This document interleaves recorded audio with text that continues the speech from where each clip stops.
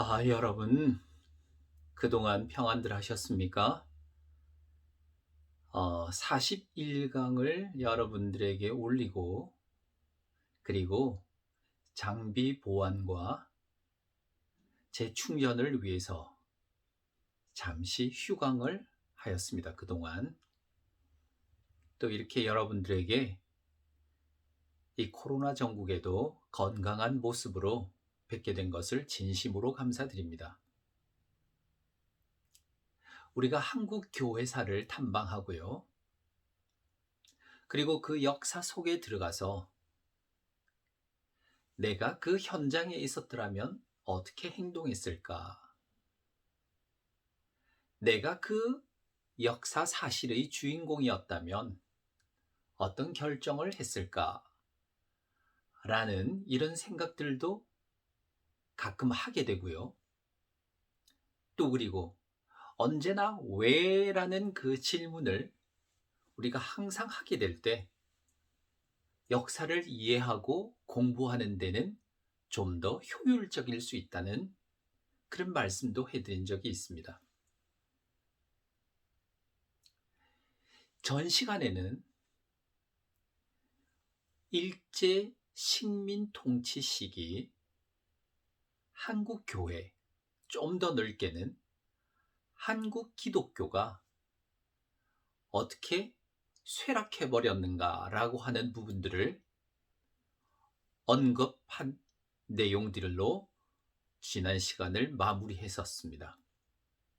그 중에서도 신사 참배 문제가 거론되었죠.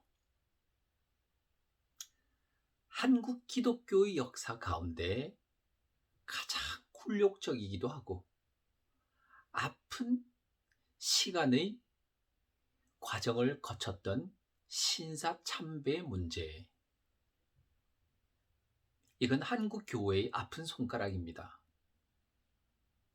이 문제가 아직도 완전히 해결되지 못했기 때문이죠.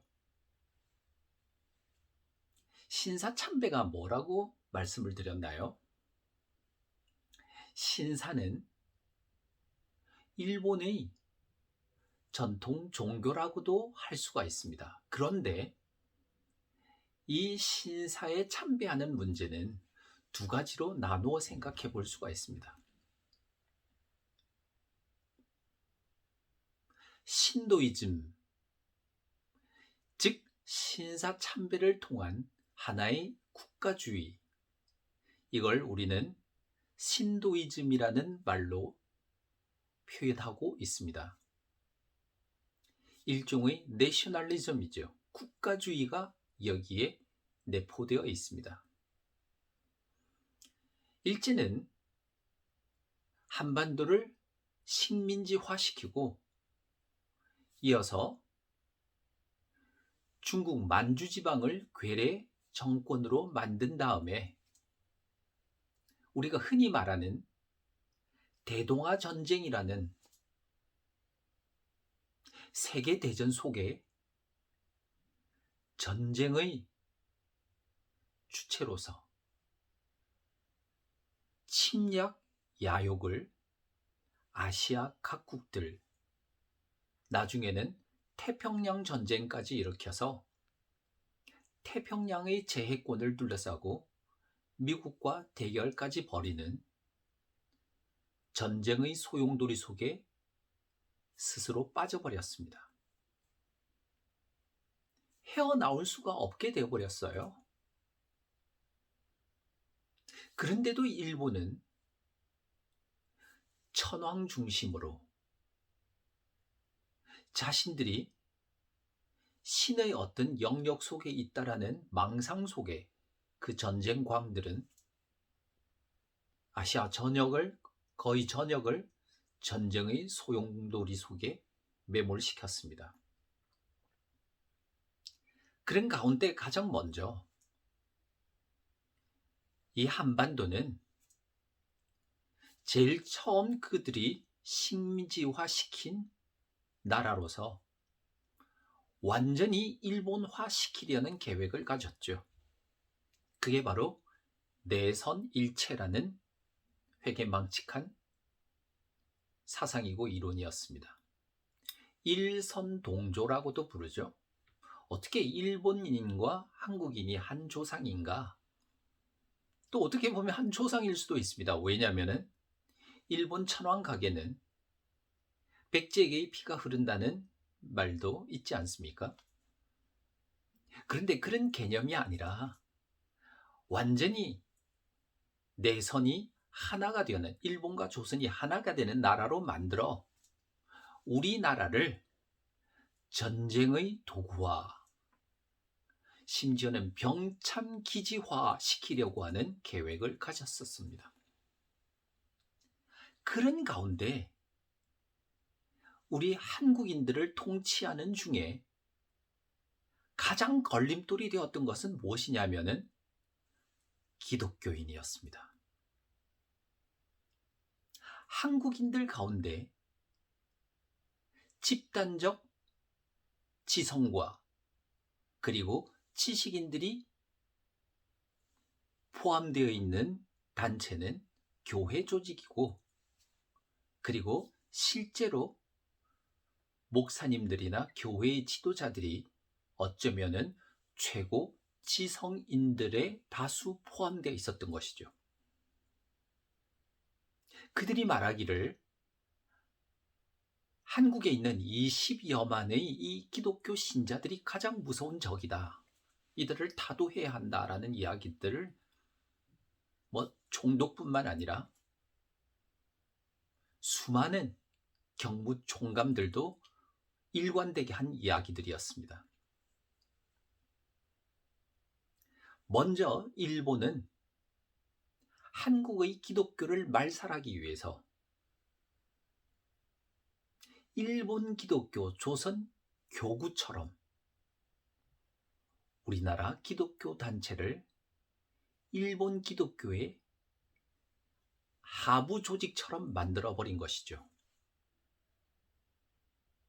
뿐만 아니라 신사참배를 강요시켜서 각급 학교 학생들, 나중에는 교회와 교회의 지도자들에게도 이를 강요해서 받아들이고 실시하지 않으면 학교를 폐교, 문을 닫게 하는 이와 같은 일도 있었고요. 성결교나 침례교는 아예 교단 자체가 폐쇄, 문을 닫았고, 그리고 캐톨릭은 일찍부터 신사참배나 일본이 말하고 있는 동방요배, 정오묵도, 황국신민의 서사, 국기배례와 같은 5대 황민화 정책이 애국적 행위로서 종교의식과는 상관이 없다라는 식으로 해서 굴복을 했던 것이죠. 감리교단도 일본의 신사참배 강요에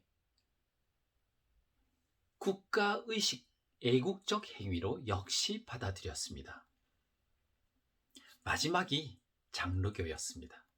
그런데 앞서 말씀드렸듯이 1938년 제27차 장로교 총회에서는 평양의 장대현 교회에서 열렸을 때 회장이었던 홍택기 총회장이죠. 홍택기 목사님이 역시 이는 국가의식으로서 애국적 행위이며 종교 행위와는 다른 차원이므로 신사참배를 받아들이기로 했다라는 것으로 가결 통과시켰습니다. 불법적으로. 예만 묻고 이미 합의된 몇몇 대의원을 통해서 아니오를 묻지 않고 통과시켜버렸습니다. 한부선 선교사 같은 경우에는 맹렬하게 불법이라 외치며 반대했지만 그는 사복 경사들에게 끌려나갔습니다. 총회장의 사복 경찰이 포진하고 있고요. 반대자들을 색출해 나가는 이와 같은 살벌한 가운데 신사참배가 공식적으로 가결됐다는 이야기죠. 슬픈 교회사의 한 대목입니다. 그리하여서 그 이후에 교계 지도자들은 이제 신사참배를 했을 뿐만 아니라 일본까지 견학 차원에서 가서 교육을 받고 신궁에까지 가서 직접 참배를 하고 왔고요.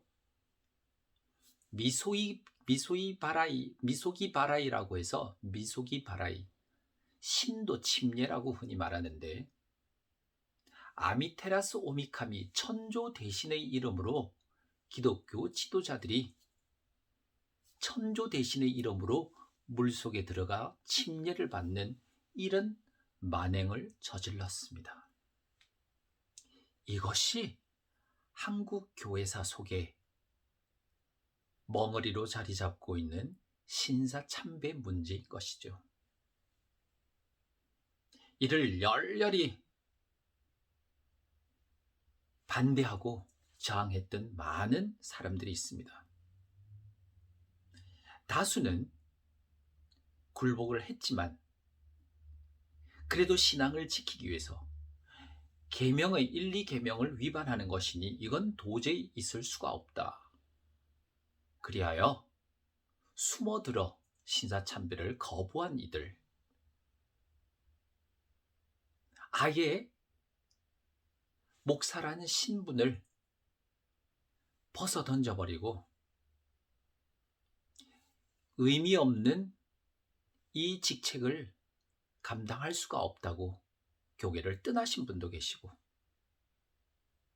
해외로 망명차 떠나서 그곳에서는 신사참배 강요가 강제되지 않으니 망명하신 분들도 계시고, 또 개중의 일부는 끝까지 이를 반대 운동을 조직화하고 저항했던 분들이 있었음을 알 수가 있습니다. 이 마지막에 말씀드린 끝까지 저항한 전국적인 지도자들은 최종적으로 평양 형무소에 구속이 되어서 그들이 쓴 예심 종결 결정문에 보면 모독죄, 불법적인 집회, 심지어는 반역죄 같은 명목까지 들어가서 그들을 영구히 감옥에서 나오지 못하게 할 정도로 이제 결정을 내린 그와 같은 예심 종결 결정문이 지금도 남아 있습니다. 하지만 이 신사참배, 여러분들은 어떻게 생각하십니까? 우리는 신경을 이미 앞에서도 배웠고요. 사도신경을 우리는 거의 날마다 외우고 있습니다. 신경이라는 것은 신조이죠. 신자가 가장 기본적으로 어떤 고백을 하느냐에 따라서 그 신앙의 간음을 우리가 항상 하나님 앞에서 일관되게 정하는 내용들입니다. 그런데 그 사도신경뿐만 아니라 계명의 10계명의 1, 2계명을 위반하는 이와 같은 신사참배, 우상에게 절하는 이와 같은 신사참배, 어떻게 천조 대신에게 이름으로 침례를 받는 이와 같은 목사들이 과연 한국 교회의 지도자들인가라는 생각을 해볼 때 일제 식민 통치기는 너무나 아픔의 역사를 가진 시기였습니다. 하지만 해방이 됐습니다. 해방이 되곤 흔히 말하는 추록성대라고 하는 이기선 목사 외 20명의 평양 형무소에서 수감되었던 지도자들이 8월 17일경에 추록하게 되죠. 그래서 그들은 각자 고향으로 돌아가지 않고 평양의 산정현 교회, 과거 주기철 목사님이 담임을 하셨던 산정현 교회에 모여서 부흥 집회를 겸한 간증 집회를 하고 있었습니다. 이와 같은 집회 가운데 은혜가 넘치고 뜨거움이 간절했던 것이죠. 그러면서 만주 봉천 지방으로 망명 떠나 그곳에서 신학교 교수 역할을 하고 있던 박형룡 박사가 함께 이 추록 성도들과 함께한 자리에서 한국 교회의 재건을 위한 5대 원칙이라는 것을 내놓게 됩니다.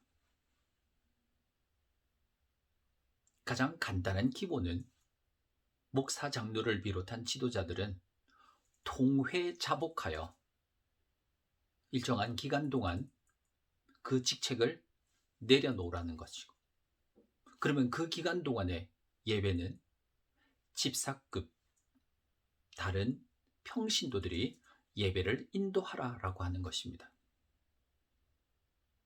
그리고 속히 신학교를 다시 재건시켜서 후기자를 양성해야 한다는 것. 어쨌든 이와 같은 몇 가지 취지하에서 자숙이라는 것과 통회자복, 회개를 강조하는 이와 같은 원칙은, 한국 교회 재건을 위한 5대 원칙은 신사참배에 굴복하였던 다수의 지도자나 또 교회 지도자들에 의해서 반대에 부딪히게 돼요. 너희들이 어떤 권한으로 회개를 이야기를 하는가? 회개는 하나님과 나와의 문제일 뿐이다.